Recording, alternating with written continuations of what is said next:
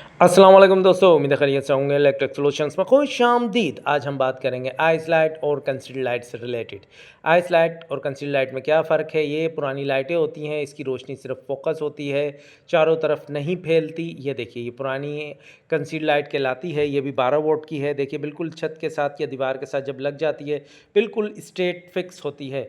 ये उभरी भी नहीं होती और इसकी रोशनी थोड़ी सी कम होती है आइस लाइट की निस्बत। आइस लाइट नहायत बेहतरीन रहती है और इसकी रोशनी भी बेहतरीन होती है। अब हम बढ़ते हैं आइस लाइट की तरफ और समझने की कोशिश करते हैं आइस लाइट क्या है। ये देखिए दोस्तों, ये पुरानी लाइट है जो इस्तेमाल हो रही है, ये है आइस लाइट। ये तकरीबन 1 इंची निकली हुई होती है और इसकी रोशनी हर तरफ फैलती है, नहायत बेहतरीन और अच्छी चीज़ रहती है। इसका इस्तेमाल बहुत ज़्यादा किया जा रहा है क्योंकि इसकी रोशनी पुरानी लाइट से बेहतरीन और अच्छी रहती है। वॉट तकरीबन उतने ही लेती है जितने 12 वॉट की वो लाइट थी, 12 वॉट की ये लाइट थी, लेकिन ये ज़्यादा बेहतर रही। उम्मीद है वीडियो अच्छी लगी होगी। अपना ख्याल रखिएगा। अल्लाह हाफ़िज़।